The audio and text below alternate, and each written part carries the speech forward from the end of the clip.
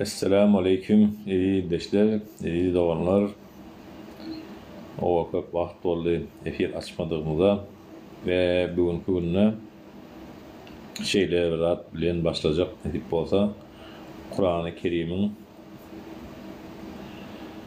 indiriliş süresine göre El-Münafikun süresini böylelikle okap bize tefsir alimleri näme maslahat berýär, nähili bolmalydygyny düşündirýär ve Münafikun süresinin hem Arapça okunuşunu dinläli hem tefsirini nasip bolsa ýagny Mushafdaky sıralamasına göre kitabımızın 63, nüzul sıralamasına göre 104, mufassıl kısmi 4. süreler grubunun 3. ve son süresi olan Münafikun süresini, Medine'de düşen süresini hem dinläli hem näme ýazypdyrlar alimler şoňa nasip bolsa birlikde dinläli ve akıl ettireliňiz diýişler.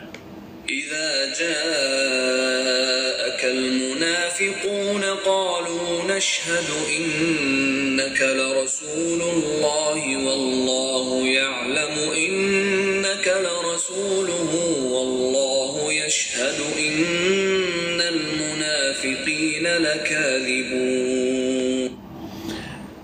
Diğer mesela Arapçada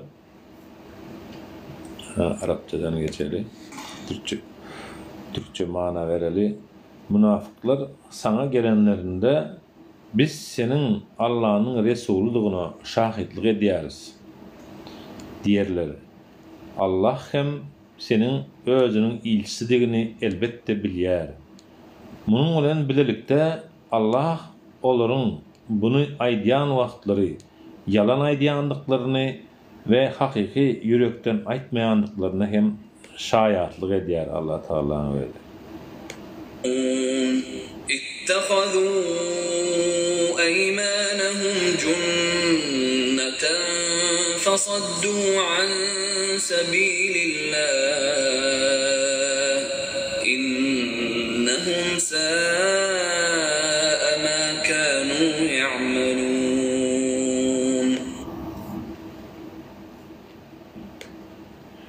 Olar yeminlerini, kasamlaryny özlerine goraq, kalkan hökmünde ulanyp adamlary Allah'ın ýolundan uzaklaşdyrarlar. Edýän işleri o nähili erwetdir, nebet bir işdir diýär.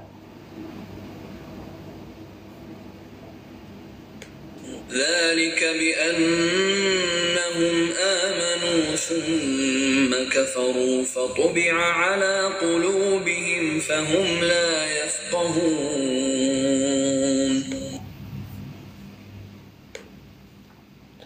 Çünkü olar ön inandıklarını iddia ettiler, ýagny her mä söylediler biz inandyk diýip soň bolsa inkara düşdiler ve bu sebäp bilen hem olaryň yürekleri möhürlendi ve onlar bundan beýle hakkı hem anlatyp bilmezler diýe. Hem hakkı hem anlamazlar çünkü yüreklerini Allah möhürlendir diýe. وَإِذَا رَأَيْتَهُمْ تُعْجِبُكَ أَجْسَامُهُمْ وَإِنْ يَقُولُوا تَسْمَعْ لِقَوْلِهِمْ كَأَنَّهُمْ خُشُبٌ مُّسَنَّدَةٌ يَحْسَبُونَ كُلَّ صَيْحَةٍ عَلَيْهِمْ هُمُ الْعَدُوُّ فَاحْذَرْهُمْ قَاتَلَهُمُ اللَّهُ أَنَّى يُؤْفَكُونَ.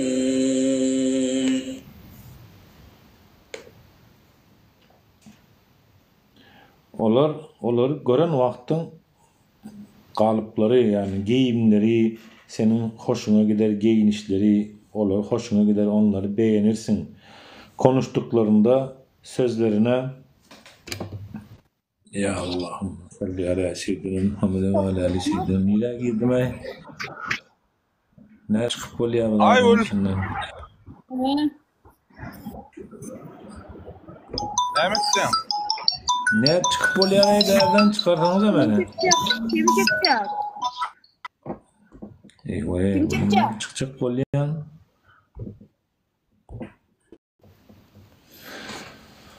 Tövbe estağfurullah. Hayırlısı olsun inşallah. Hakkınızı helal edin. Bilmem hakkını da değinip gıdıla baskı öğrettirin.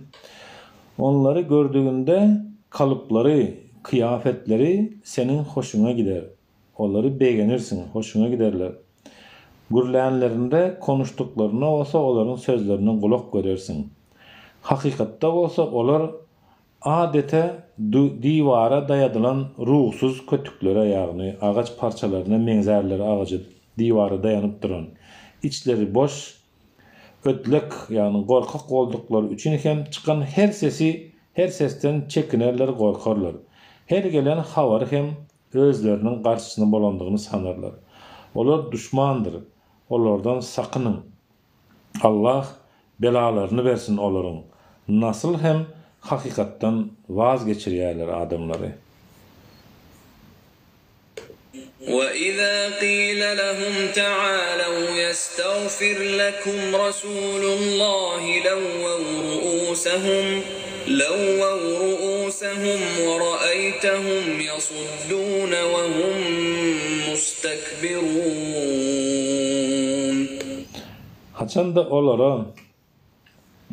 Haçanda olara gelin Allah'ın Resulü sizin için Allah'dan mağfiret, rahmet dilesin.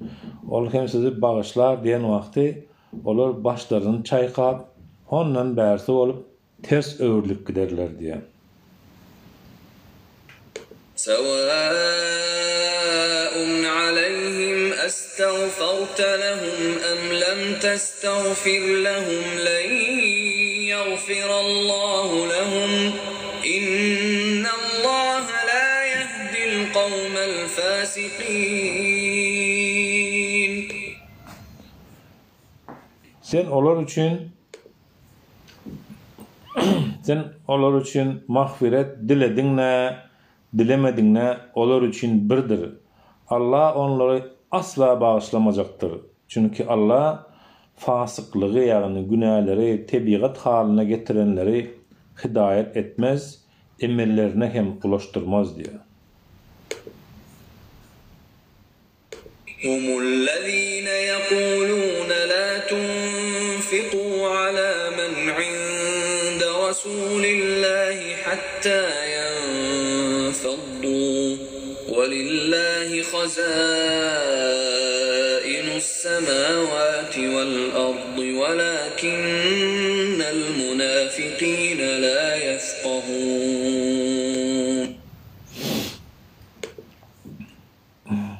Hem derler ki Medine'ye bir dönelim.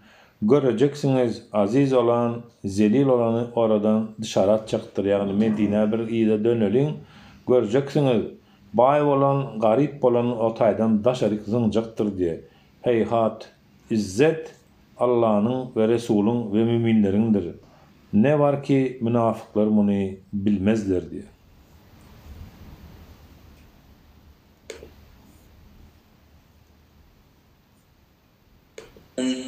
يَقُولُونَ لَئِنْ رَجَعْنَا إِلَى الْمَدِينَةِ لَيُخْرِجَنَّ الْأَعَزُّ مِنْهَا الْأَذَلَّ وَلِلَّهِ الْعِزَّةُ وَلِرَسُولِهِ وَلِلْمُؤْمِنِينَ وَلَكِنَّ الْمُنَافِقِينَ لَا يَعْلَمُونَ.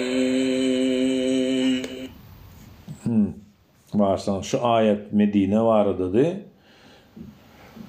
Biz Medine'ye dönen vaktimiz görürsünüz diye. Biz onları otaydan kovarız diye. Bilmezler ki diye büyüklük, güç, kuvvet Allah'ın, onun Resulünün ve iman edenlerin bendelerindedir diye. Emma münafıklar bunu anlamazlar, düşünmezler. Bir önceki ayet hem olar Resulün etrafın töweregindäki gariplara kömek etmen, destek bolman, olar dağılsınlar diyen bedbahtlardır. Halbuki göklerin ve yerin bütün hazinaları Allah'ındır. Lakin münafıklar bunu hem bilmezler hem anlamazlar. Ya eyyühellezîne âmenû la tulhikum emvâlukum ve la evlâdukum an ذكر الله ومن أولادكم عن ذكر الله ومن يفعل ذلك فأولئك هم الخاسرون يفعل ذلك فأولئك هم الخاسرون. Sizin malınız, mülkünüz ve çağalarınız, nesliniz sizi Allah'ını yatlamaktan alıp koymasın. Kim bolsa, şeyle ediyen bolsa bilsinler ki yitki içerisindedirler.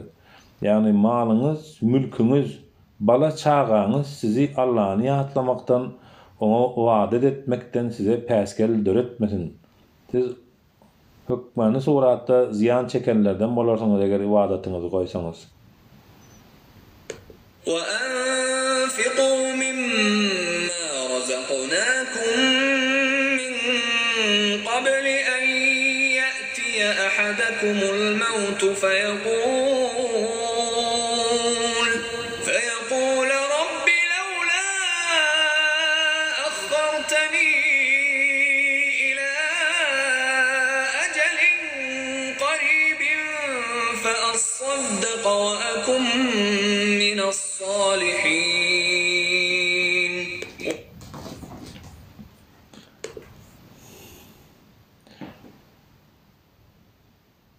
Sizden birinize ölüm gelip çatmadan önce size nesip ettiğimiz mümkinçiliklerle Allah yolundan harcan. Ölüm gelip çatan son, ya Rabbi, ya Allah'ım bize az möhlet ver. Bak biz nähili hayırlar etjektiriz.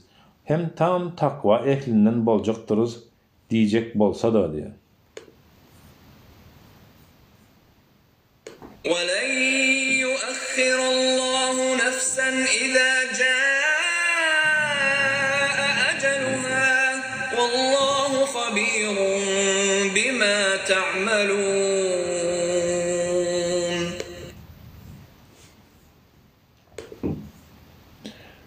Ya Rabbi az mühlet ver bana. Bak men nähili hayırlar etjekdirim. Tam takva ehlinden boljaktyryn diýse hem Allah vaadası gelen hiçbir kimin ecelini süýşürmez. Allah yapan eden her bir işinizden haberdardır diye.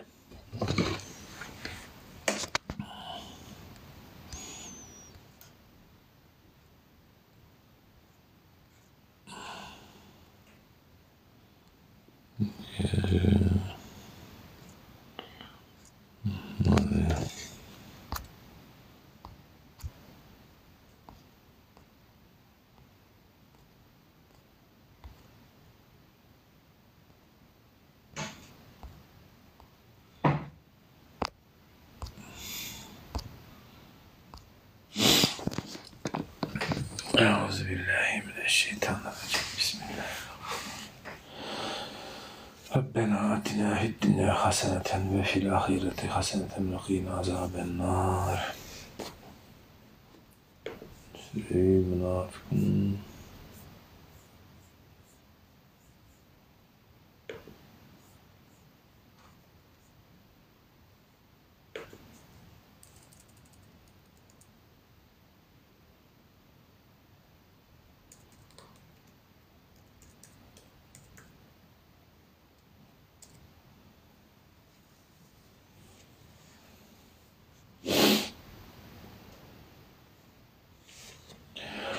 O zamanlar illeşler ve şu at demeye geçecek.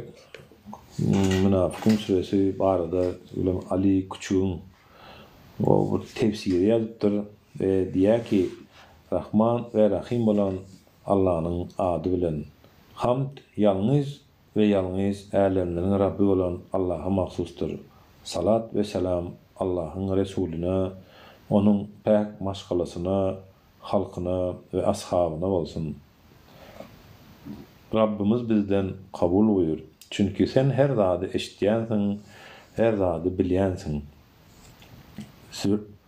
Süre Resulullah'ın sallallahu aleyhi ve sellem beni müstalık gazvesinden dönüşüne ýolda näzil bolupmuşdyr. Süre münafıklar adyny almışdyr. Kur'an-ı Kerimde münafıklardan söz eden süre diňece bu süre däldir. Medine'de näzil bolan başga sürelerde de münafıkların karakteristik özelliklerinden söz edilir. Münafık zaten Medine toplumunun insanıdır. Mekke toplumuna münafıkı rastlamak mümkin däldir. Çünkü Mekke toplumunda yani o döwürlerde yani musulmanların eciz bolandıkları, kafirlerin hem güýçli bolandıkları bir ortamda kapır olan birinin men hem musulmanım diýip münafıklyk etmesinin anlamy ýokdy. Böyle bir toplumda kapır birinin musulman bollygyny iddia etmesi ya da aýtmasy ona hiçbir peýda getirmejekdir. Aksine böyle bir toplumda kapır birisinin musulman gözükmesi ona zarar hem berjekdir. Çünkü musulmanların imanlarından ötürü kıynandıkları, hakaretlere, yani söýgünçlere, eziyetlere maruz kaldıkları Mekke ortamında bir adamın men musulmanım diýmesi bir bakıma özüni urdurmana, eziyet çektirmene taýardygyny görkezýän bir many berjekdi. Onun için kapırın herhangi onun için kapırın o taýda korkusy ýokdy. Ki Mekke'de Müslüman olmadığı halda musulman boljak bolup görünsün. Münafık Müslümanların güýçli bolan ve Müslümanlardan geljek her haýsy bir nähil bolsa bir tehlikeden gorkulan Medine toplumunda söz konusu bolupdyr, mesele bolupdyr. Ha Medine'de meydana çıkan bu münafıklardan söz eden bu sürede münafıkların Müslümanlara karşı kin ve nefretlerinin yani gazaplarının, iğrençlerinin üstüne durulan, onların karakteristikaları görkezilen ve düşündürülen. Sürenin sonlarına doğru hem Müslümanlar bu düşman insanlar meselesinde duydurulupdur. Uzaktan hem bolsa Müslümanların bu münafıkları sahip yani eýetçilik eden sıfatlarını herhangi birisine tutulmazlıkları üçün sakındırmış ve ısrar bilen yani gaýta duydurulupdur. Özellikle hem esasan hem olaryň esasy fundament karakterleri bolan Allah üçün fedakarlykda bulunmazlyk, mal ve bala çağa bilen meşgul bolup Allah'ını ýatlamaktan gapyl bolmak, infaktan gaçynmak yani kömek etmekten gaçynmak ýaly hususlarda düşmemeleri emredilmişdir. Medine'de Resulullah'ın hicreti bilen başlayan münafıklyk hereketi değişik şekiller alıp hiçbir şekilde bütünüyle ortadan silinmeyen o günden bugüne devam edip gelýär. Sadece başvurdukları yani uyguladıkları yöntemler, usullar ütkendir. Emma münafıklar her dönemde var olmuşlardır. Medine'de münafıklık hareketinin boluşu başlangıcı şeyledir. Medine'de bulunan Efs ve Hazreç aralarında yıllarca süren söveşler sonucunda gat köp kıynalıptırlar, yadaptırlar, karşılıklı olup birbirlerine gat kän döküptürler ve kän adam yitirttirler. Bu söveşten yadap bıkıp usanmışlar, yadaptırlar ve nihayet neticede iki tarafın hem kabul edebilecekleri bir şahs töweregine toplanmana karar veriplerdi. Bu şahıs Medine eşrafından Abdullah bin Übey bin Selül'dü. İşte böyle bir atmosferde İslam mesajı şu Medine'ye ulaşmış. Yani Medine'de o dövrler iki tane topluluk var. Efs ve Hazreç diyeni iki tane kabile var ve bunlar birbirinden uruşlar ediyorlar, sövüşler ediyorlar.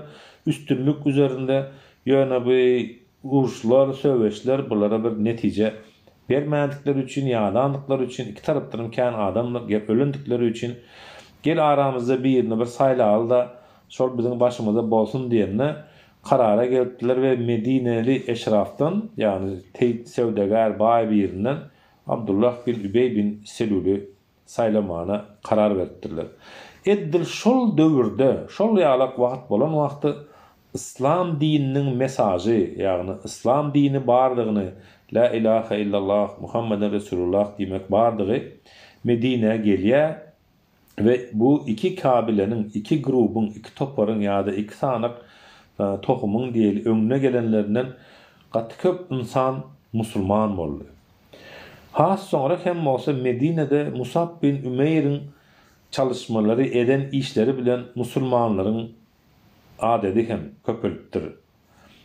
Musab bin Ümeyr radıyallahu anh'ın iyi eden hareketleri bilen, düşündürmeleri bilen musulmanların sağını köpelipdir.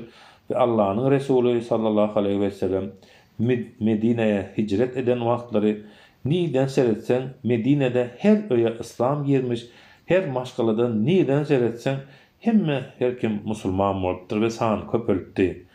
Bu ýagdaýda yani belli ki Medine'nin baylarından paça olacak olup veren Abdullah bin Übey çaresiz galya ve töweregini musulman bolanların özü bilen ilişkilerini kesmesinden, musulmanların buna inancını yitirmesinden korkan Abdullah çaresiz musulman bolýar. Kalban iman, yani kalbi bilen iman etmegi halda da görünürde iman edýär. Kabul etmiş, yani görünürde iman edýär ve millete adımlara men musulman boldum diýär. Ben de musulman oldum diýärdi. Emma Resulullah'ın aleyhissalatu vesselam Medine gelişine iň köp üzülen şol boldy diýär. Zira Allah Resulü'nün sallallahu aleyhi ve sellemin Medine'ye hicret buyurması bilen bu adamın krallığı engelleniş, saltanaty hem yere düşmüşdi diýär. Onun için Allah'ın ve Resulü ve gönülden ona iman eden müminlerin varlığı onun içini yemirýär, emma daşyndan iman edenini aýdýardy. Bu ikiyüzlülük sebäpli çok tuhaf birbirine zıt, yani birbirine ters gelýän hareketler edýärdi. Ve çok kötü tavırlar, yani ýagdaýlar sergilýär. Öyle ki her cuma namazyna gelýär ve Allah'ın Resulü hutba çykynca da şöyle diýär: "Ey cemaat, Allah'ın Resulü araňyzdadyr. Allah sizi onun bilen şereflendirendir. Onun sizin beldeňize hicreti bilen Rabbiniz size şeref kazandırandır. Bu yüzden o näme diýse tasdik edin. Emirlerini dikkat bilen dinleň ve ona itaat edin."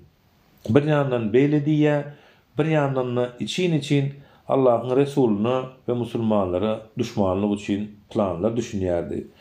Bir gezeginde Allah'ın Resulü yoldan geçip barýar sallallahu aleyhi ve sellem Allah'ın Resulüne aleyhissalatu vesselama küstahlykda, ýagny bir terbiyesizlik edýär ve Peygamber aleyhissalatu vesselama hakaret eder ve Allah'ın Resulü de bunu Sa'd bin Übeyde'ye radiyallahu anh anlatır. Sa'd bin Übeyde hem der ki: "Ey Allah'ın Resulü, ona yumuşak davranın. Zira siz Medine gelmezden ön biz ona biat ettik ve ona täç giydirmäne taýarlanýardyk" diye.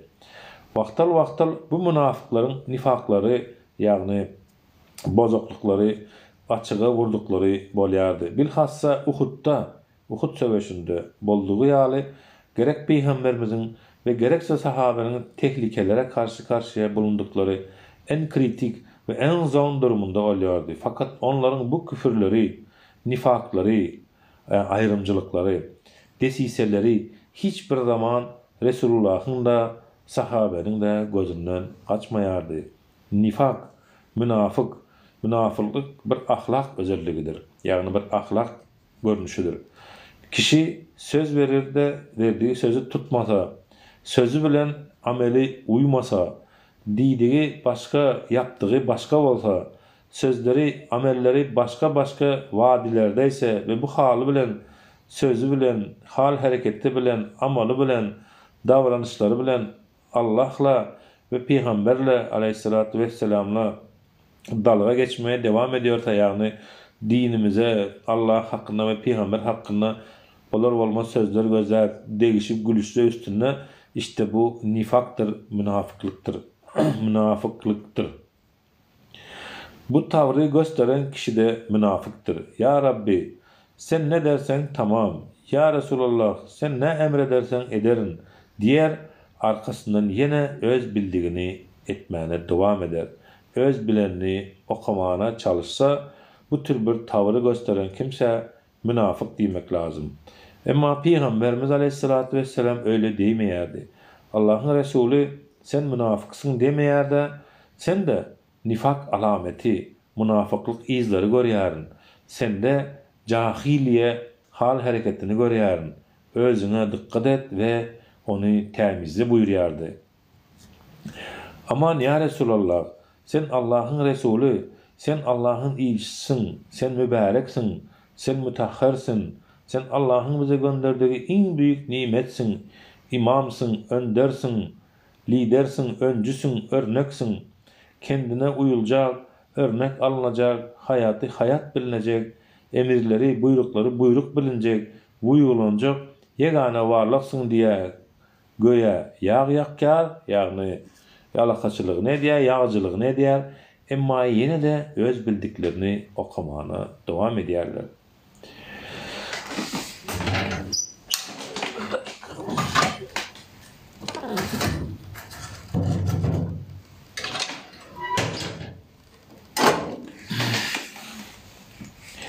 Medine'de inen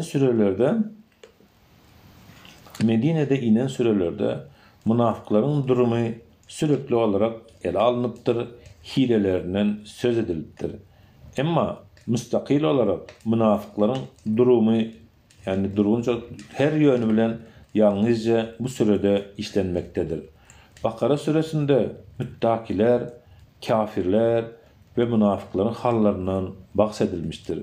Müttaki ve kafirlerin sıfatlarıyla alakalı konular, meseleler Saf ve Cuma sürelerine genişçe işlenendir. Münafıkun suresi olsa Bakara suresinde münafıklardan bahseden ayetlerin tafsili ve sonlanıcısı durumundadır. İslam toplumu içerisinde münafıklık Medine döneminde ortaya çıkıptır. Bunun sebebi gayet açıktır. Mekke döneminde Müslümanlar az bolan için ve sürekli ezilen bir topluluk bolan için hiç kim onlardan çekinmeyendiren ve onlara hoş görünmeyene çalışması hem bir söz konusu değildi. Bunun için İslam düşmanları gizlice düşmanların aleyhine çalışıp yüzlerine karşı gösteriş edip kendilerini Müslüman göstermek ihtiyacında hem değillerdi. Medine'de ise durum tamamen başkadır. İslam Medine'de güçlü bir yağdaya gelipdi. Hz. Peygamber aleyhissalatü vesselam Medine'ye gelir gelmez Medine şehir devletinin esas başkanı kabul edilmiş, şehir devletçiliğinin esas başkanı kabul edilmiş ve bütün işler onun emirlerine göre dairesi kazalarla her gün biraz daha genişleyerdi. Yani edilen söveçlerden ziyade edilen tevhid bilen adamları din İslam'ı yayratmak bilen terör meydanı hem gün-günden ulalyardı. Bu durumda Medine'de hiç kimsenin açıkça Müslümanların karşısına çıkıpılacak gücü hem yoktu. Putperestlik duyguları içinde, putparazlık duyguları içerisinde kıvranayanlar, kalplarına kin ve yegrenç odu ataşı bilen tutuşanlar ortaya çıktıkları an imha edileceklerini bilendikleri için Hazreti Peygamber'in aleyhissalatü vesselam davetine ve nüfuzuna, gücüne karşı çıkıp bilmeyerlerdi. Hazreti Peygamber aleyhissalatü vesselama hoş görünüp dinin icablarını zahiren, yani görüntüde yerine getirip Müslümanlara yardımlaşmaktan başka çareleri yoktu. Bunun için oyunlarını, hilelerini eden desisli aldatıcı bir hareketlerini bir uslup bilen, aldatıcı bir uslup bilen yörediyerler, tuzaklarını kurmak için uygun, yani amatlı pursat karışıyarlar ve bu münafıklar Müslümanların yani kıyın yağdaya düşen vakti, kritik vaktlarda derru harekete geçip çıkan pursatları değerlendirmeye çalışırlar. Yani onların İslam'a karşı tayarlanan komplolarının, yani tuzaklarının hiçbirisi Hazreti Peygamber aleyhissalatü vesselam'ın gözünden kaçmayardı. muhacir ve ensardan, yani muhacir Mekke'den gelen musulmanlar, ensar hem Medine'nin yerli halkı, meydana gelen samimi musulmanlar hem bu kimselerin durumlarının farkındadılar. Münafıklar köp, yani çok etkili olabilecekleri, kestirdikleri durumlarda, şu an bizim tesirimiz güçlü bolup biler diyen durumlarda küfür ve nifaklarını aleni hükmünde, yani açık hükmünde açığa vurmaktan çekinmeye, hile ve oyunları bilen isteklerini hakikatlaştırmağına, yerine getirmeye çalışarlardı.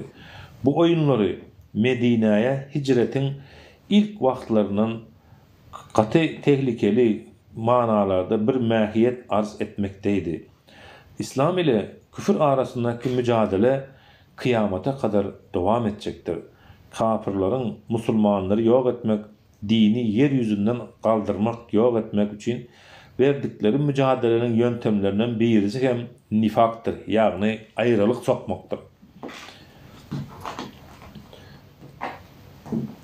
İslam itikadını içten yıkıp ümmeti birbirine düşürüp parçalamak için Müslümanların arasına satın alan uşakları, hizmetkarları üstüsü bilen, hizmeti bilen girip faaliyet, yani hareket görkezerler.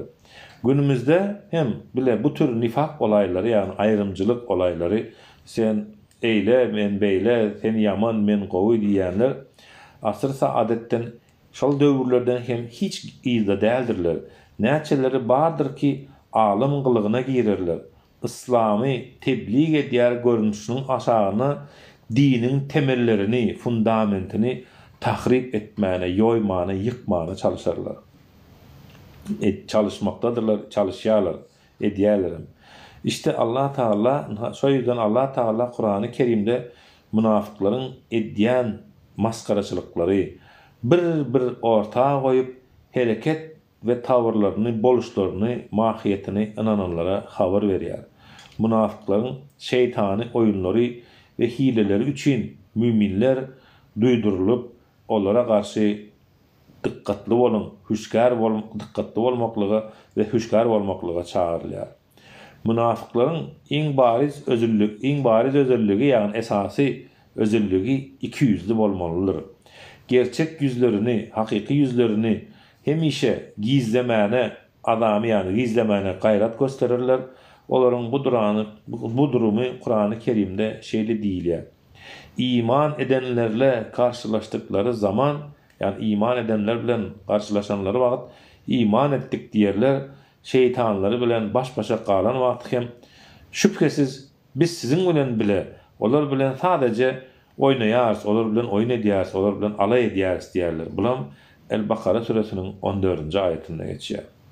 Süre ilk ayetini münafıkların çalışma metodunu anlatarak başlaya.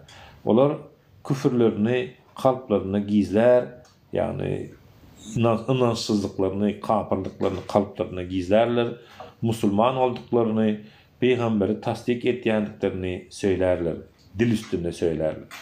Musulmanlara karşı eden bu hile ve oyunlarına bir açık berdikleri veya İslam'a karşı söyledikleri kötü sözler duyulduğu zaman hemen birden rat gepler koysalar İslam'a karşı, dine karşı, peygamberimize karşı bir dil semi çıkaramaktı. Derri bunu Allah'ın adından kasam geçirip özlerinin küfürlerini açığa çıkmasını öňüne çağırsalar ve yemin ederler.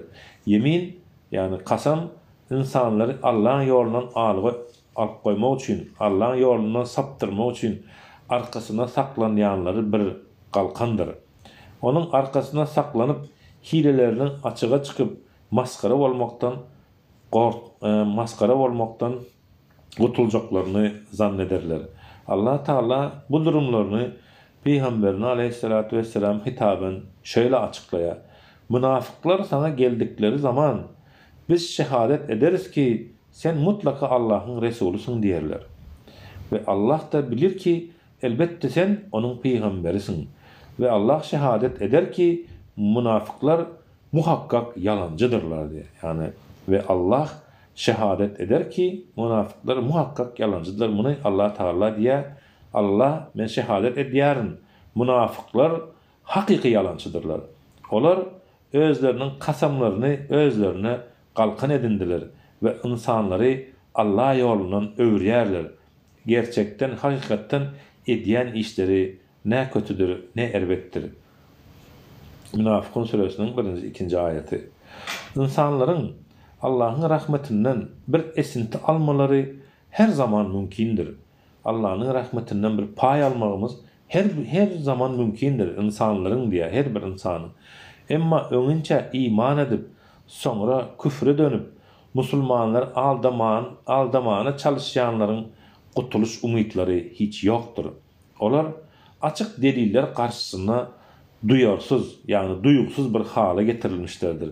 Bu önce iman edip sonra küfretmiş olmalarındandır. Bunun üzerine kalpleri mühürlenmiştir ve artık hiç anlamazlar. Yani kalplerini Allah mühürleye ve olur bundan böyle hiç hale düşünmezler. Ne düşünsünler ki? İmanı tanap, onun zevkine barandan son, onun nuru bilen aydınlanıp ferahlandıktan son, yerinden durup kalkıp yine de o küfrün o pis, katı, öldürücü havasına dönen kimse nasıl hidayete erebilir ki diye. Yeryüzünde Allah'a karşı hile etmeye kalkışmaktan has büyük akmaklık yoktur. Bu ettiklerine karşılık kalpleri mühürlenmiştir. Hiçbir zat idrak etmeleri mümkün hem değildir. Daha sonra münafıkların bir tasviri yapılarak Müslümanların onlardan sakınmaları emredilir, buyurulur. Yani sakının, uzak durun onlardan, uzak kalın onlardan. Onlara bakıldığında Müslüman kılıklıdırlar. Müslüman görünüşleri hem İslam'ı olduğu için hoş görünürler. Gürleyenler neyse her kimden alim, her kimden has güçlü mücahitliğine dava ederler. Emma hakikatta onların hiçbir zat değildirler. Onlar İslam'ın en azılı düşmanlarıdır. Onlara baktığında göwreleri hoşuna gider. Gürleyen vaktları sözlerini dinlersin. Onlar giydirilmiş odunlar gibidirler. Her gürültüyü, her sesi özlerine karşı bolan bir ses dedip çıkarlar. Düşman olardır. Onlardan sakının. Allah onların canlarını alsın. Nasıl olup da döndürülürler diye. Rabbim bizi muhafaza eylesin. Allah korusun münafık olmaktan. Ve bu şütayda şu an sıfatlarını okuyatırız. Elbette ki köpümüze çıkıp biler. Bize Allah Teala bu sıfatlardan daş durmamızı, 200 münafıklardan uzak durmamızı, dinimizi, İslam'ı yaşamaklığı, Kur'an-ı Kerim'i okumaklığı nasip müyesser eylesin inşallah. Bu tipler her an ifşa bolarının korkusu bilen titrerler, yani benim bir üstüm açılır diyen korku bilen titrek gezerler elmudamı diye. Özlerinin gözleniliyendiklerini, araştırılayandıklarını ve yağdaylarının her kim tarafından bilinecek zanlı korkusu içinde yaşarlar. Bunun içindir ki her gürültüyini özlerine karşı sanarlar. Münafıklar özleri için Allah Teala'dan af dilesin, sizin için bağışlasın, Resulullah'a gidin diyenlerinde bunu yengine alıp ulumsulanıp burunlarını asmana dikip yüz çevirdiler. Emma olar o kadar öyle bir korkunç yağdaydadılar ki alemlere rahmet olup gönderilen ve duası her halükarda kabul edilecek bir peygamberin bile bağışlama dilemesinin olur için peydasız olacağı bildirilýär. Sen onlar için af dilesen de dilemesen de Allah onları bağışlamayacaktır. Şüphesiz ki Allah doğru yoldan çıkanları hidayete erdirmez. Münafıklar Müslümanların güçlenmeleri ve Allah'tan başka hiçbir rahattan çekinmemelerinin Allah'ın verdiği güçten değil de başka şeyden ileri gelýändigini pikir ederler. Bu durum Kur'an-ı Kerim'de şöyle aydılýar. Olar Resulullah'ın beraberine aleyhissalatu vesselam bulunan yanakı bol müminlere bir zat bermän ve töwereginden dağılıp gitsinler diyenlerdir. Şeref ve zillet konusunda da aynı sapık düşünceyi taşınarlar. Yani şeref ve zillet, üstünlük makamını hem olan sapık düşünceyi taşırlar. Münafıklar eğer Medine'ye dönsek yemin olsun ki yani kasam olsun ki en şerefli, en zelil olanı oradan çıkaracaktır yani o dövrün şartlarına göre de yine de şey diye en bayımız, en güçlümüz, en zelil o atadan çıkaracaktır dediler. Oysa şeref, üstünlük ve avray Allah'a, peygamberine ve müminlere değiştirir. Emma münafıklar bunu bilmezler. 7-8 ayeti.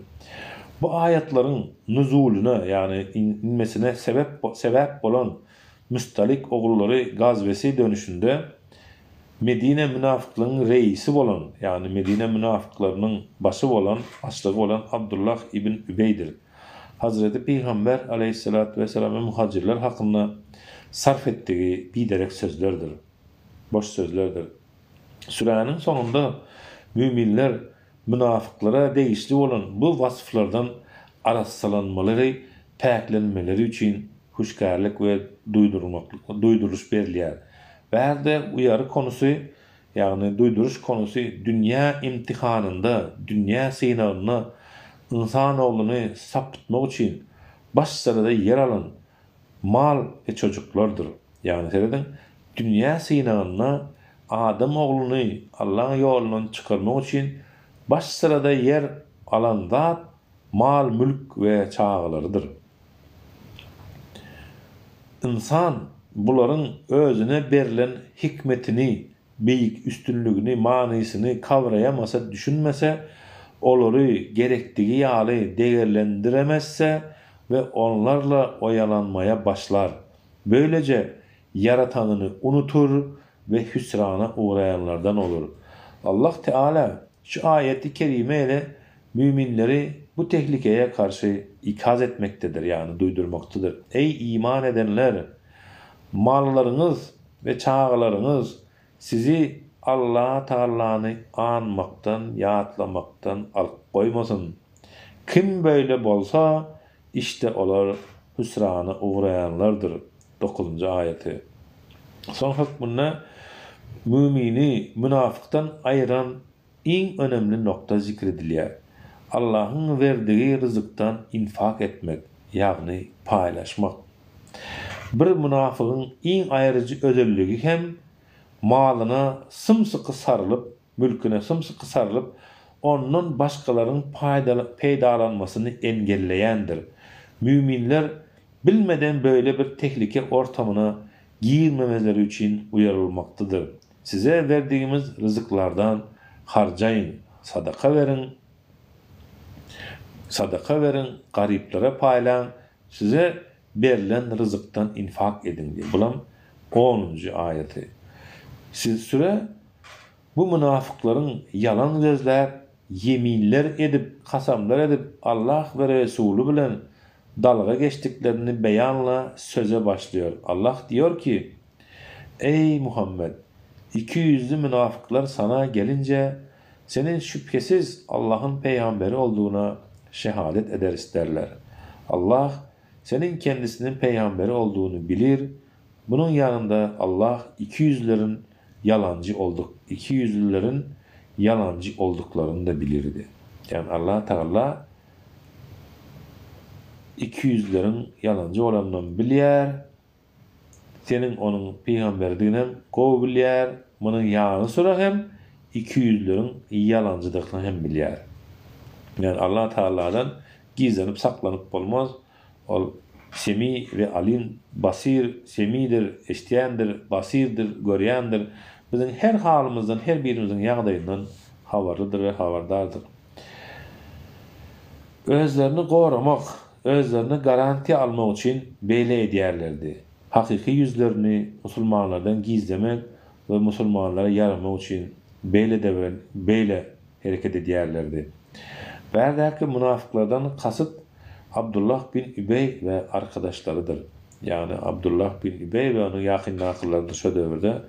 Bunlar Resulullah'ın yanına geldikleri zaman neşhedü inne lam diyerek yemin bilen bilelikte onun risaletine şehadette bulunuyorlardı. Görýäris ki, bu taýda 3 yemin var. Birincisi neşhedü cümlesinin sözünün ifade etdiği yemin, kasam. İkincisi inne, üçüncüsü lamdır. Yani böyle tekit üstüne tekitle yemin edýärler, kasam edýärler. Peygamberlere ve musulmanlara karşı özlerinin imanlarını ispat edip bilmek için, suwutlamak için, özlerini mümin kabul ettirmek için kasam edýärler. Rabbimiz de buyurdu ki, Allah biliyor ki sen Allah'ın Resulüsün. Ama yine Allah şehadet edýär ki muhakkak münafıklar yalan sözleýär. Elbette münafıklar yalancıdırlar. Yani onlar dedi diye değil, onlar dedi diye değil. Onların näme diýeni hiç önemli değil. Onlar istediýmeden hiç fark etmez. Üstelik münafıklar yalan sözlerler.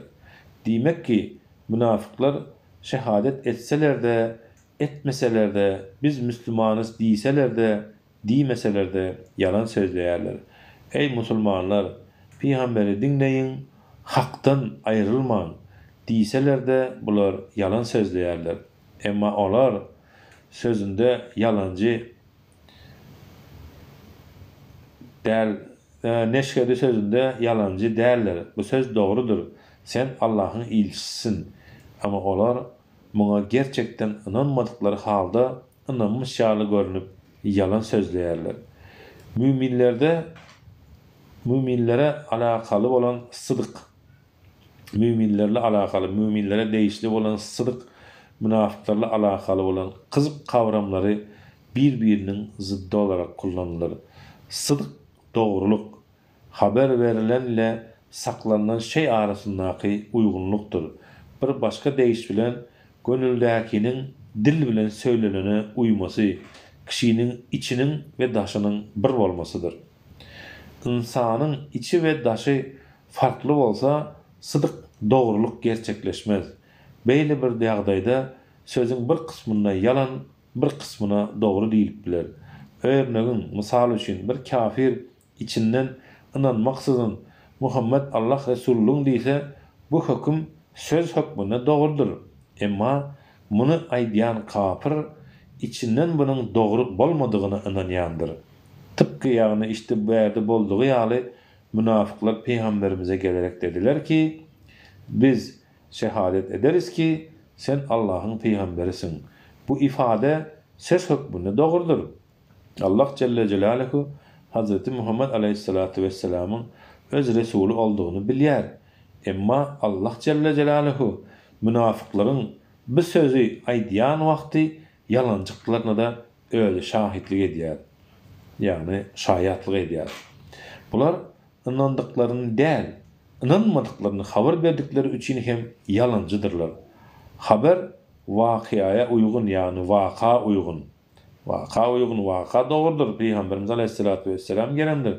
Yöne buların itikatlarına uygun değildir. Niyetleri doğru bolmadığı üçün hem yalancıdırlar. Niyetleri yalan sözlemek, emma özlerini goramak ve gowy görmek üçün hem doğru söz aýdýarlar. Bir sözü doğru hakikat bilen başlaýarlar ve yalan bilen dowam edýärler. Niyetleri doğru bolmadığı üçün hem yalancıdırlar.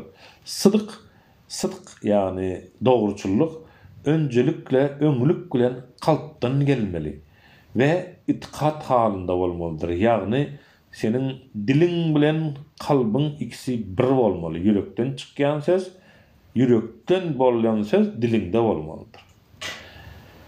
Bu inancın dille ifadesi, dil bilen söylenmesi, yerine getirmesi sıdıktır.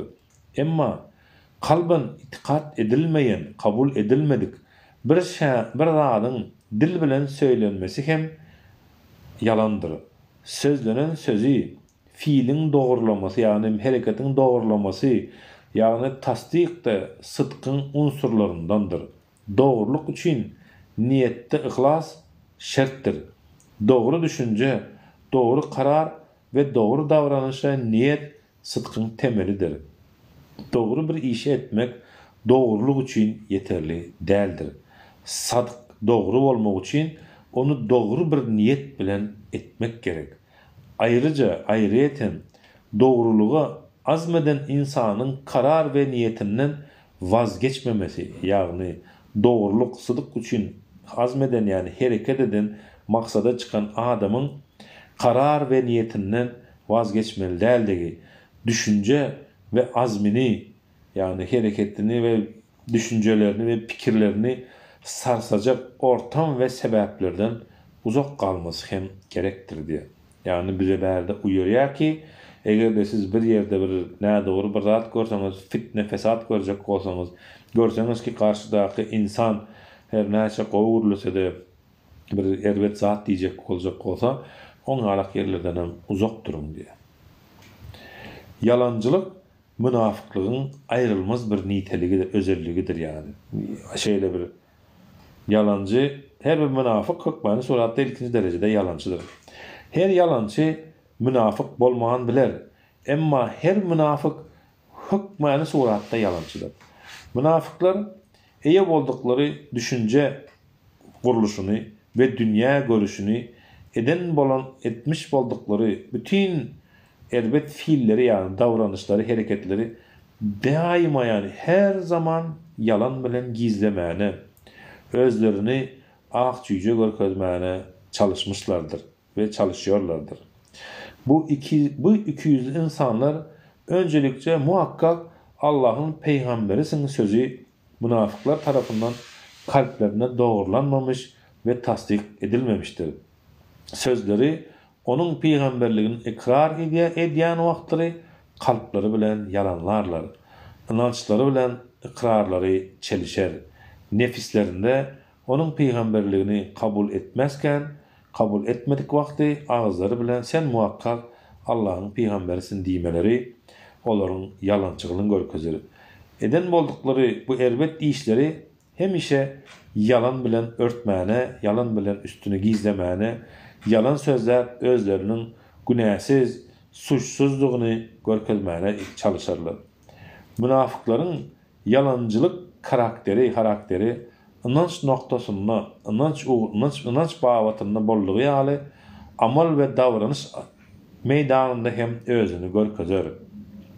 Ziyan vermek için gerçekleştirdikleri bir eylem, yani bir ziyan vermek için bir zat ederler.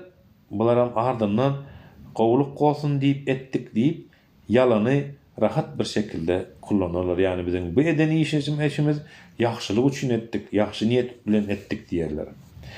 Münafıkların bütün hayatları, yani bütün ömrü yalan üstünden kurulandır. Yalan elbet bir zattır.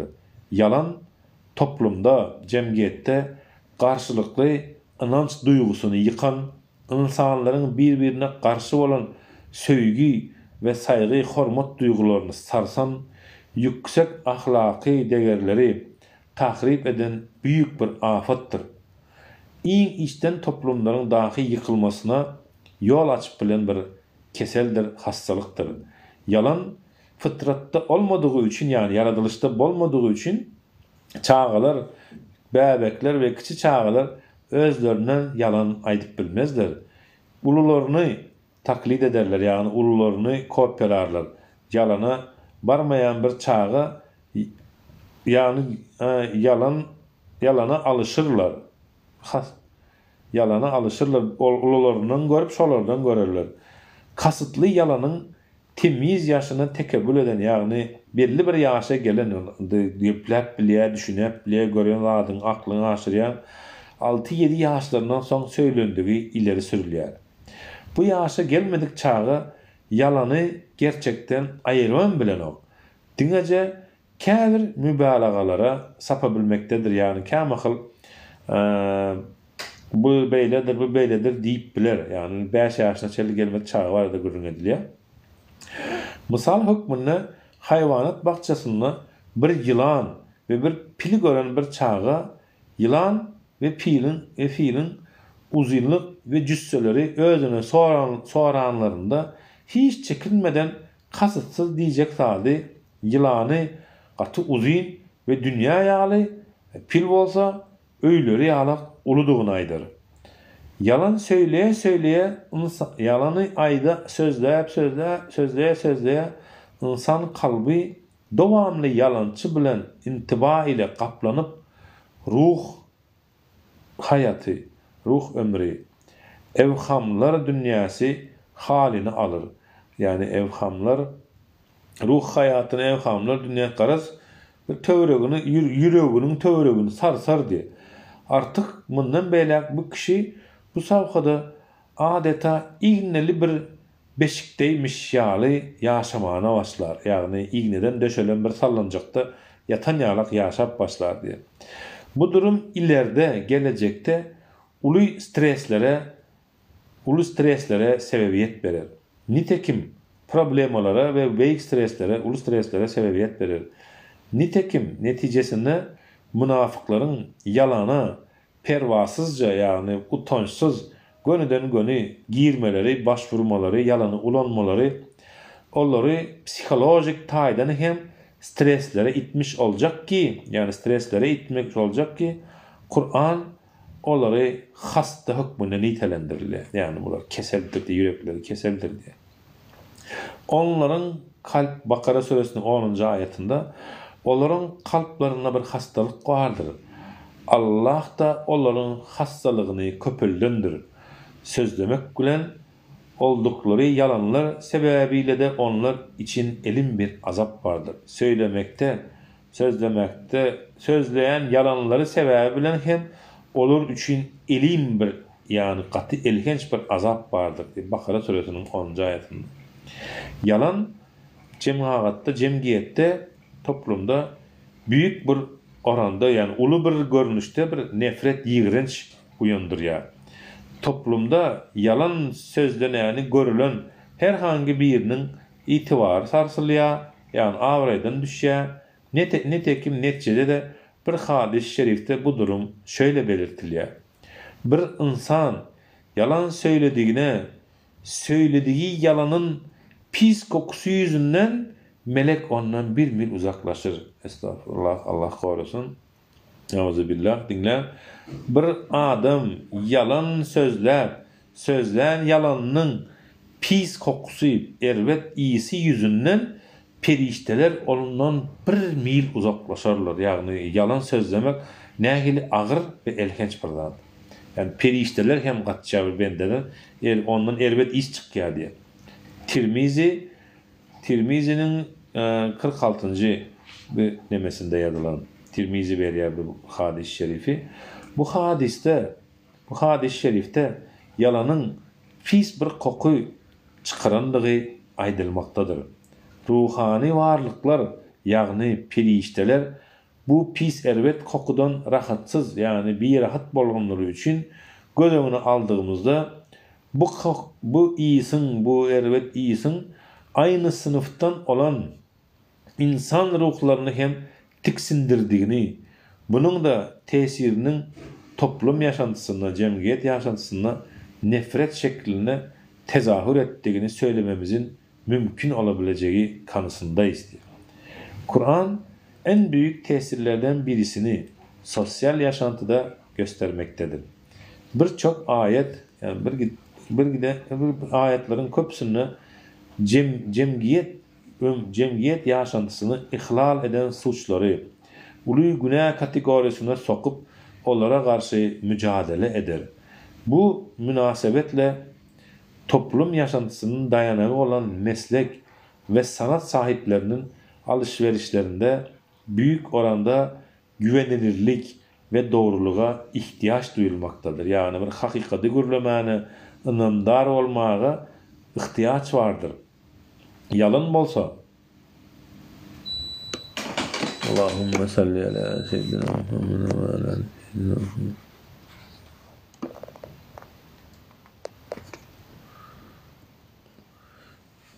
Bunlar bana strike atı oturuyor. Strike at diyorlar. Kur'an en büyük tefsirlerinden birisi sosyal durmuşta görkezliyor. Yani Kur'an'ın en büyük tefsirlerinden biri sosyal durmuşta görkezliyor. Birçok ayet, köp ayet cemiyet yaşantısını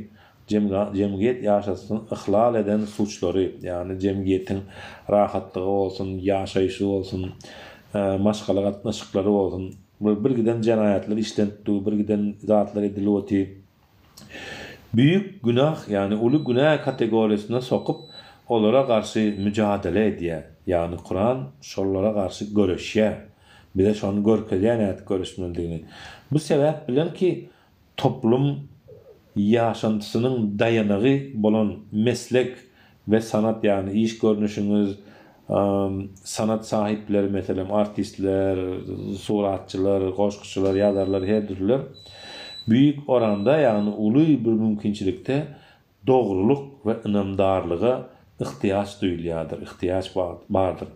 Yalan bolsa bu husustaki inamdarlığı ve güvenilirliği doğruçuluğu yıkmaktadır. Bundan dolayıdır ki bu sebepledir ki Kur'an yalana karşı amansız mücadele veriyor ve ona devam edenleri dalalet bataklığına saplanıp kalmak bilen tehdit ediyor. Yani Allah haddini aşan ve iddiasında çok yalancı olan kimseyi doğru yola ulaştırmaz. Mümin suresinin 28. ayeti.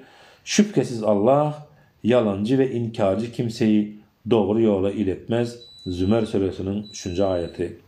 Yalan fıtrata, yaratılışa ters geldiği için insan beyni başta olmak bilen birlikte bir köp organın çalışmasına yapısı anormalleşir. Yalan söylemek için daha anormal ve olağan dışı efor sarf etmek zorunda kalır.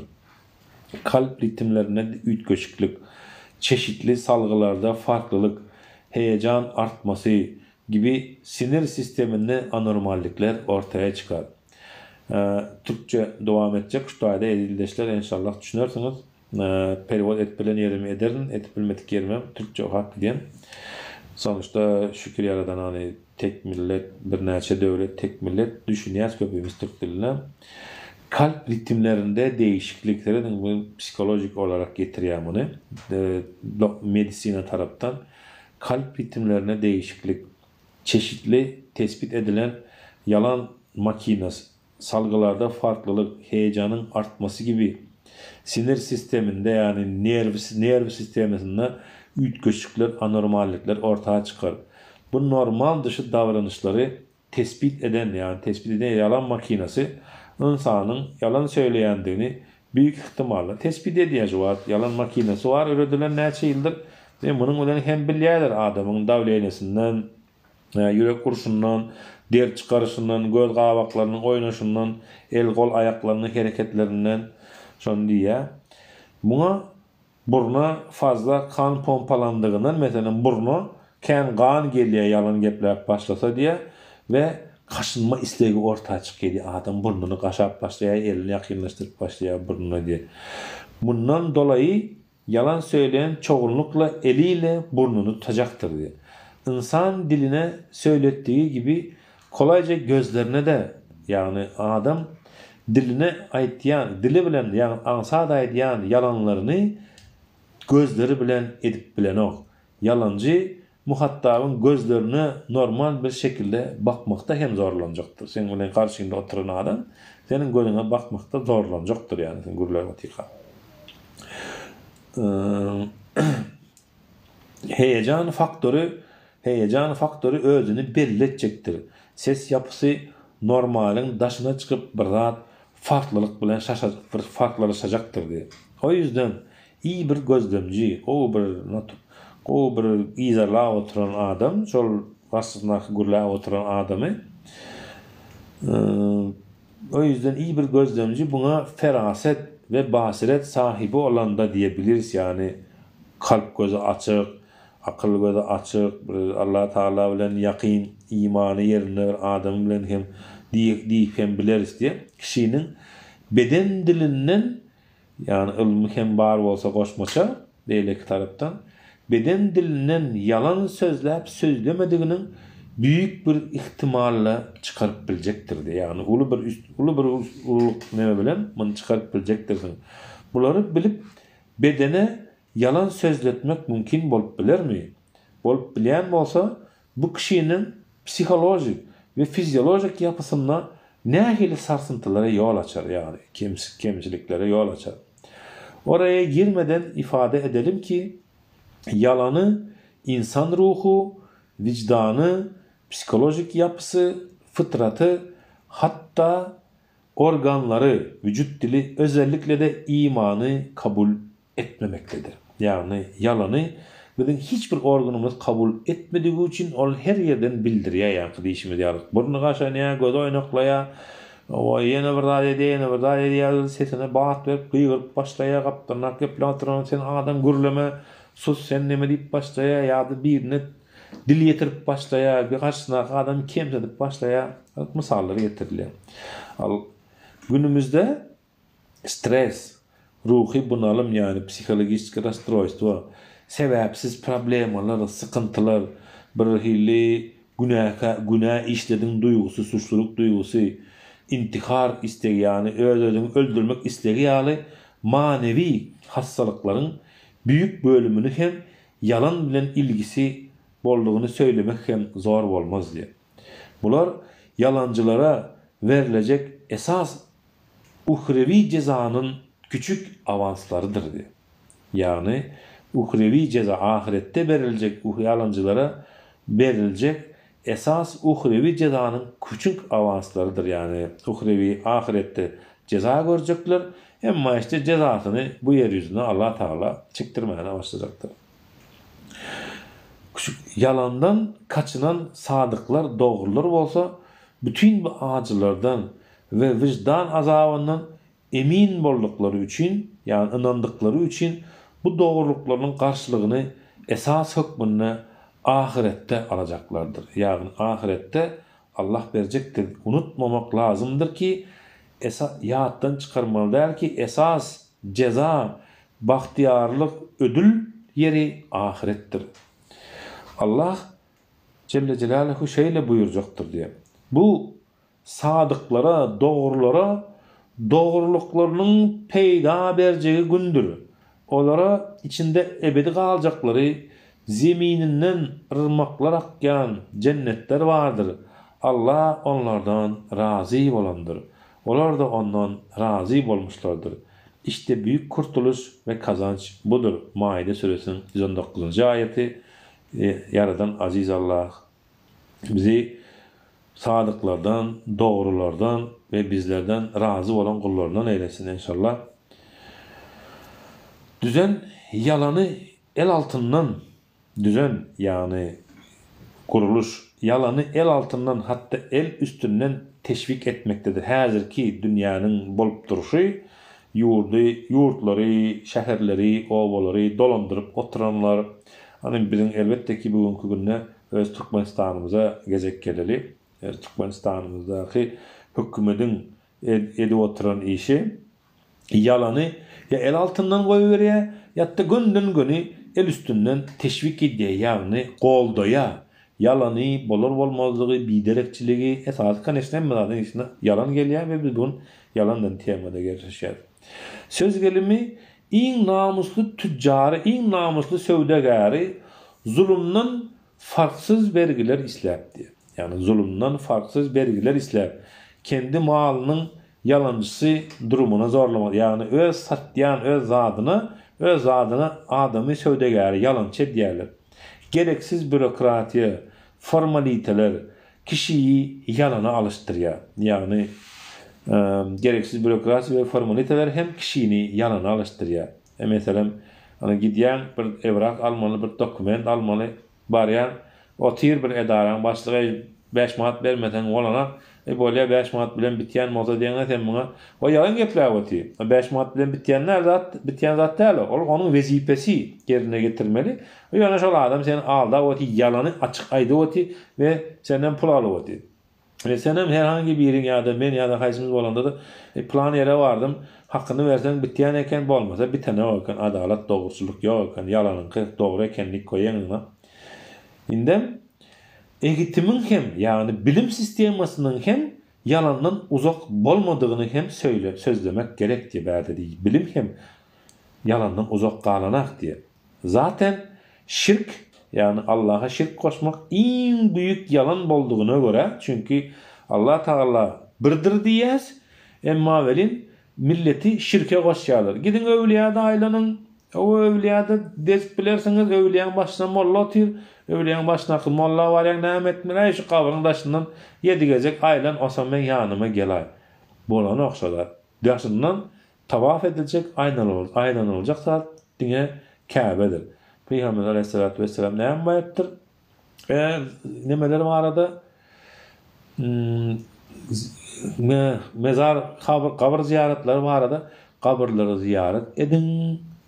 Onlara ayet okan musulmanlarına ve bilin ki her kim bu kabra girecektir, ibret görün, ölümsüz değil bu dünya, ölümü yatlattırın tiz diye. Şu manevinden aylanın diye. Şimdi zaten şirk en büyük yalan olduğuna göre diye şirk dayalı cahili eğitim. Bak, şirke dayalı cahili eğitim ve kültürün temel malzemesinin yalan olması kaçınılmaz olacaktır. Evrim teorisinden inkılap tarihindeki bağlıkların kavağa çıkmasına, yani mesela diğerler de Adam Türkmenistan'ın tarihinden Adam maymundan döreptir, o zaman dağıştan palta yataptır, o zaman nämeden iğne yataptır, o zaman yol varsa ya tilkini öldürüp özüne egin eşik yataptır. Araz kärtmen ýatapdyr, şeýdip alda işleri ýalar. Nüştaýdyny ulakon yalan ine mekteplerde görünýär başlaýandy. Yani şonda şirk diýilýär, çağlary, çağlyk döwründen öňe adamlar dinden, imandan sowuşduryp alyp gidýärler awtomatiki. Yalancılık diye günümüz cahil düzenlerinde ve İslam dışı çevrelerde açık gözlülük olup değerlendirmekte. Doğruluğun karın doyurmadığı için enayidir. Yani bir adam doğru bolýan bolsa, bir adam hakikat gurlayan bolsa, bunu dinlemeňe enayi, hakikatin bilen karnyň doýýarmy diýip bir-birini aldap gören adamlar var ve bu hem ortada bar ýöretdi. Hemme ýurtlarda, köp ýurtlarda bar. Öyle ya, doğruluk karın doyurmaz. Doğru sözlerini 9 köýden kowupdyrlar. Günümüzün en popüler sözlerini kabul edilen meslekleri temelde profesyonel yalancılık diye tanımlanabilecek meslek icabı söylemenin kaçınılmaz kabul edildiği uğraşlardır. Politikacılar, diplomatlar, avukatlar, reklamcılar, pazarlamacılar, halkla ilişkiler şirketlerinin temsilcileri, sinema, tiyatro sanatçıları, falcılar, sihirbazlar, medyumlar, cinciler, muskacılar, antikacılar ve bu bir neçe saymasını bitirmeyecek mesleklerden dolayı görev ve meslek icabı geçim endişesiyle kıynansak hem de yurdumuzda mollalar hem ediyasyonu, molla mendiyen molla sıfatına girýärler ve şu yalancılık bilen meşgullanýarlar. Çevre bulara KGB diýen edara görkezme berýär, siz şeýtme aýtjak sözüň şu, gepledik sözüň şu, aýtjak sözüň şu diýip. Aha. Yalanlar sözlemek, yani bu geçim endişesi var, bu näme ýerkam, näme ýaşarkam. Yani işte geçim endişesiyle çok rahat yalanlar söylemek zorunda oldukları kabul edilirdi. Yani mecbur bular yalan sözlemene diye. Bolmasa kıyın bularınki diye. Nähili sanatçıların, yani artistlerin artistçilik adına, senet adına her türlü renk'e girip, her türlü çirkinligi, maskaraçılığı içlerine giyirip görkezmeleri gereken bolsa, bu durum kutsal, yani bu durum değilmez mesleklerinin gereği olsa aynen öyle diğerlerinin de söyledikleri yalanlar günah veya kara değil, beyaz yalan kategorisine soğurmaktadır. Yani beyaz yalan, yani günahsız yalan da bularınki diğerlerde beyaz yalan kategorisine sokuyorlar. Bu kimseler yalan söyleme becerilerini öylesine geliştirip parlatırlar ki diye insanlar bu yalanları duymak için can atarlar, teşvik ederler ve bundan mutluluk bile duyarlar. Ne yazık ki. Evet, bu münafıklar yalancıdırlar. Yalan söylüyorlar. Bakara'da da aynı şey belirtilir. İnananlarla karşı karşıya geldiklerine derler ki inandık. Bakara 14. Müminlere derler ki biz de müminiz. Şeytanları ile kendilerini aldatan akıl hocaları, yani öllerinin hocaları var, başlıkları var, bunlara pul veren, bunlara badadetten oturan şeytanlarla kendini aldatan akıl hocalarıyla baş başa kalınca da Biz sizinleyiz. Biz onlarla sadece alay ediyoruz derler. Bakara 14. Kur'an-ı Kerim'de nifak ve münafıklarla ilgili nazil olmuş ayetler üzerine kısa bir gezinti yapalım diye. İçinde gerçek anlamda iman etmemiş olup dışından Müslüman görünen kimse aslı manasını değiştirmeden dilimize geçmiş olan münafık kelimesi İslam toplumu içinde çeşitli sebeplerden dolayı ve menfaati icabı kendini Müslüman göstererek Allah'a, Resulüne ve müminlere düşmanlığını gizleyen kimsedir. Bakara 8, Ali İmran 167 ve Maide 141. Nifak kalpte olursa küfür, amelde olursa suçtur. Kurtubi Tefsir 8.212. Bu bakımdan münafıklardaki nifak hali itikadı ve ameli olarak iki grupta toplanır. İtikadı nifak, yani Kur'an-ı Kerim'de karakteristik edilen dünyadayken Müslüman muamelesi görüp ahirette inançsızlığı ortaya çıkınca kafirlerden daha kötü muameleye tabi tutulmasına sebep olacak olan nifak halidir. Aman Allah'ım. Akidenin hilafına imanda murailiktir. Nisa 145. Kur'an-ı Kerim insanları mümin, kafir, münafık olmak üzere 3 grupta toplar. Bakara suresinin 20. ayeti. Ve insanların en kötüsü ve ikiyüzlü olanı şeklinde tarif edilen münafıkların şu özelliklerinden söz eder.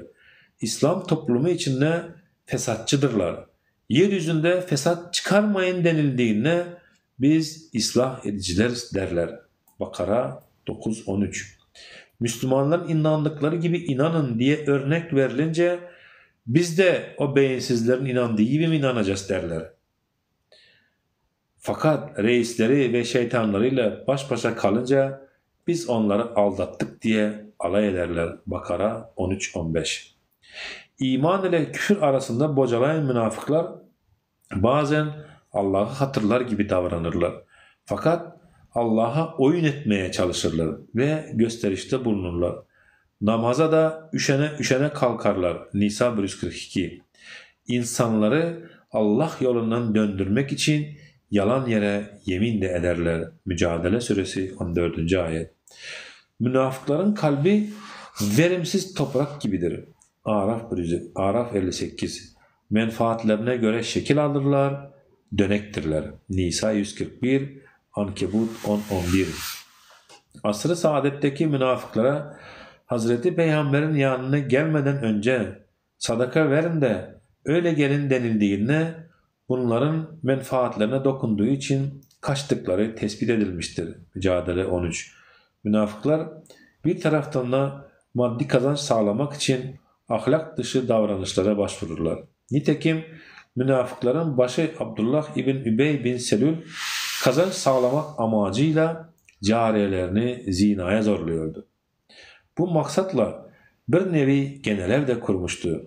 Zina yoluyla cariyelerden gelir sağlama çabası üzerine olayı yasaklayan ayet nazil olmuştur. Nur suresi 33. ayet. Münafıklar Allah'ı unutup cimrilik yaparak ellerini yumarlar. Tevbe 67. Bir belaya uğrayıp sıkışınca hemen fitneye düşerler. Ankebut 10.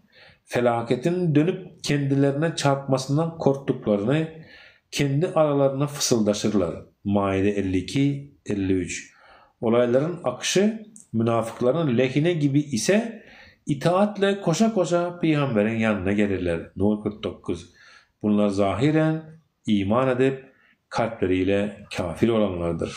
Yani işte diğer kiberde münafıklar Allah'ını yattan çıkarıp kıskançlık ederler ve ellerini sıkarlar, yani hiç kime hesap vermezlik için. Bu Tevbe suresinin 60. ayetinde var. Bir bela başına gelen vakti derri fitneye düşerler, yani fitneye düşerler diye. Üstüne bir bela gelip nömetçek vardır, fitne geliyor benim üstüme deyip Ankebut suresinin 10. ayeti. Felaketin, yani belanın dönüp özlerine çarpmasından, özlerine değmesinden korktuklarını öz aralarına da fısıldaşarlar diye. Maide suresinin 52. 53. ayeti. Olalı veya vakaların akışı münafıkların peydasına bolacak olsa der Peygamber Aleyhissalatu vesselam'ın yanına yuguruk gelişerler diye biz sana taat ediyestik ki. Nur suresinin 49. ayeti. Bular zahiren iman edip kalpleriyle kafir olanlardı diye. Bular görünüşte iman etti göründüler. Emma yüreklerinde iman eden deldirler diye. Hakiki edilmeli yerde. Allah bizi hakiki kalbinden imanlardan eylesin cümle aleme inşallah. Allah'a kötü zanlı yani Allah hakkında ervet niyette bolan erkek ve ayal münafıklar Fetih suresinin 6. ayeti birbirlerinin tamamlayıcısıdır ve parçasıdır.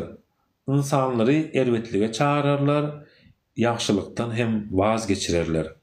Olar ebedi cehennemliktirler, dozakhidirler. Tevbe suresinin 67-69. ayeti. Kötü sözlerin Müslümanlar arasında yayılmasını isterler. Yani ervet sözler Müslümanların arasında yayılsın diyerler. Nur suresinin 19. ayeti.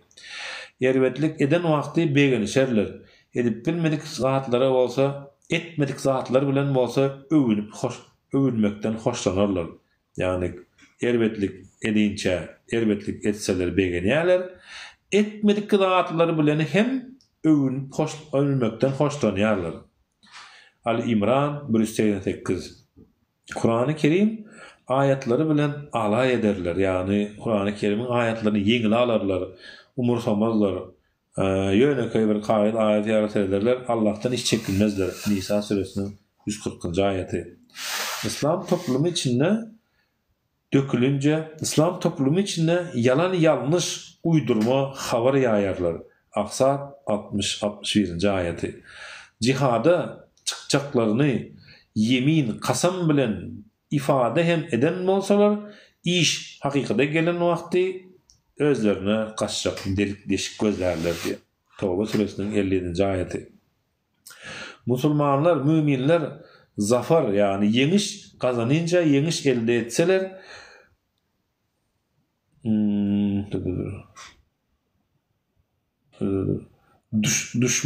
düşman korkusundan ölüm baylığına düşerler yani düşman ve gelecek üstünden nipir ölü yalak baygın bolup yatar diye ne riba ne miyası bolup yatıyor da münafıkın 19. suresi. Böyle bir ortamda kaçacak delik ararlar. Kaçmana deşik gözlerler diye. Tevbe 57.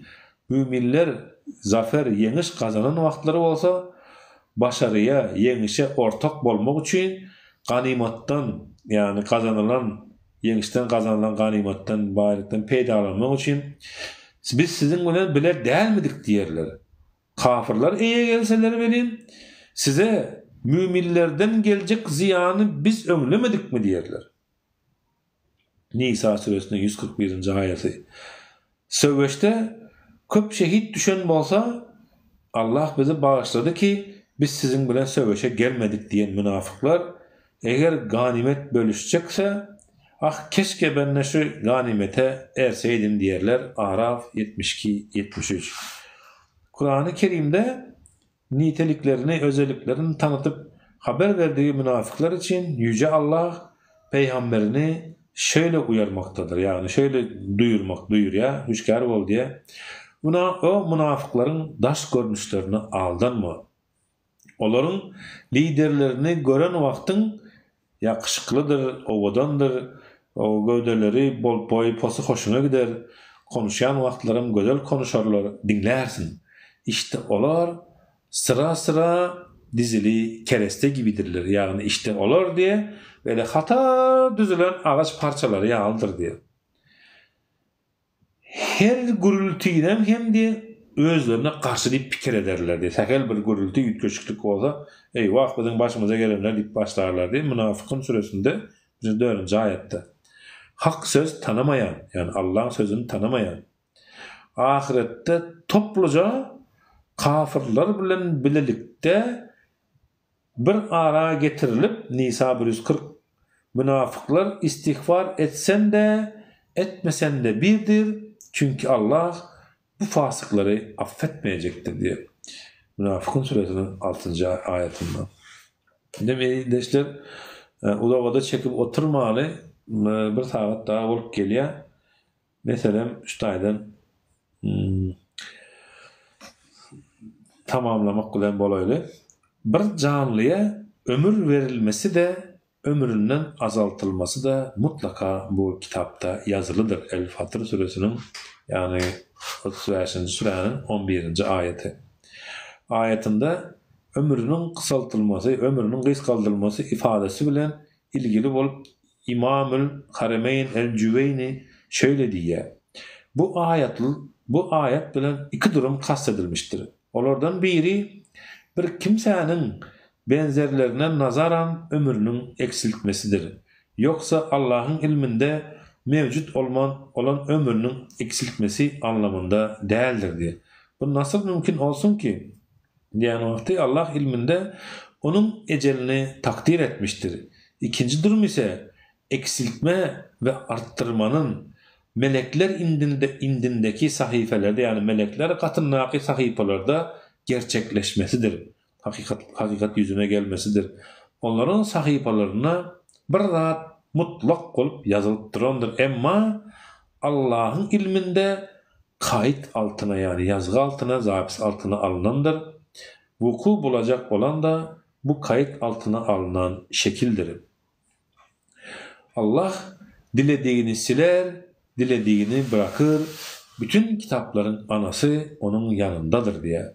Ra'd suresi 39 ayetini hem buna hamletmişlerdir. Mesela Allah dilediğini öçürer, dilediğini koyar diye.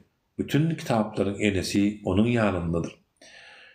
O halde Allah indindeki ilim yani kader yazgı katiyen değişmez. Levh-i mahfuzda ne yazılmışsa mutlaka o olur. Ancak yani meleklerin yanında da vakaların yazılıp duran sahifeler vardır. Ve bu sahifelerde yazılanlar değişip biler, ütkedilip biler, maruz kalabilir. Bu sebeple bu munolyalı meselelerde gayb alemini ilgilendirdiği için tabiatıyla onların mahiyetini biz bilip bilmeriz diye. Meleklerin, periştelerin yanında var olan sahiplerin değişmesinin elbette hem bir hikmeti, bir manisi vardır. Onu bilen Allah'tır. Belki de bunun hikmeti meleklerin, periştelerin gayba tam olarak vakıf olmalarını engellemektedir. Çünkü bak bayarda buyuruyor ki gaybı perişteler hem bilmez, gaybı bilen yalnızca Allah'tır. Onun için Allah'ın katındaki kitap yazgısına alındır, ütkömez. Ama periştelerdeki dünya bilen bağlanışıklı, vaka bilen bağlanışıklı, bendeler bilen bağlanışıklı sahifelerdeki gayb ütkedilip biler, ona mena ütkediyen Allah'tır. Elbette belki de bunun hikmeti meleklerin, periştelerin gayba tam olarak vakıf olmalarını engellemektir. Allah nämeni diler ve nämeni murad etse mutlaka onunla bir hikmet, üstünlük, bir ilim hükmen suratta vardır. O Allah ki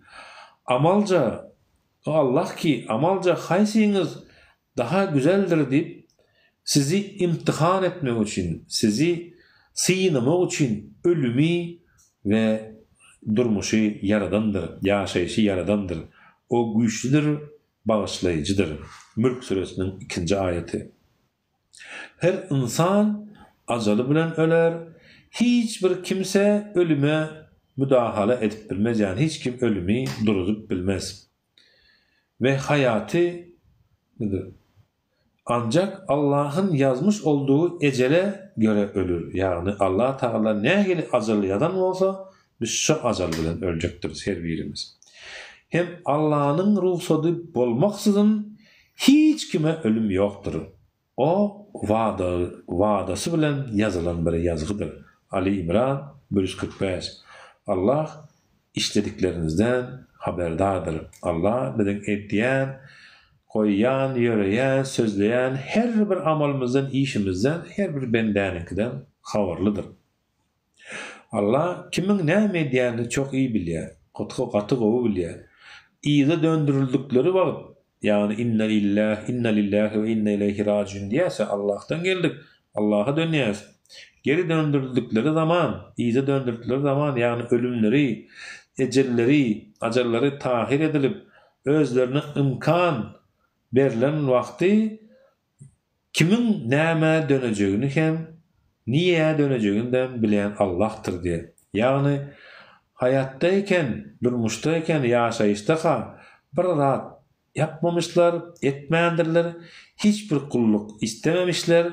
Şimdi birkaç gün kendilerine imkan tanınca ne yapacaklar, ne edecekler, ne amel işleyecekler bunlar diye. Ne amel edecekler bunlar. Allah mümini de bilir, münafıkı da bilir. Allah'ın zikrine koşanı, vahiy ile beraber olanı da bilir, vahiy kaçkınlarını da.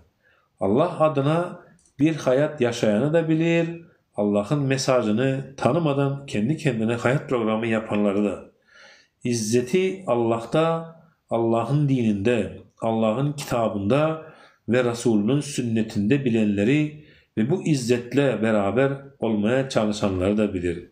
İzzetli, şerefli, izzeti, şerefi malda, makamda, dünyalık rahatlarda gören, bunları elde etmek için bir ömür meyledip ağlananları hem bilir.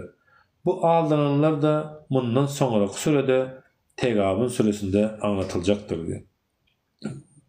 Aziz kardeşler, sağ olun. Aziz Allah bize elbette ki Allah-u Teala bize hakkı, adaleti, hakkı, adaleti Allah'ı zikretmeni, ata saygını, hormatı koymaklığı, buyurya zulümden, zalimlikten uzak durmaklığı, yalandan uzak durmaklığı, münafıkların alametini bilmekliği, Kur'an'ı okumaklığı buyurya. Sağ olun, Allah'a emanetsiniz.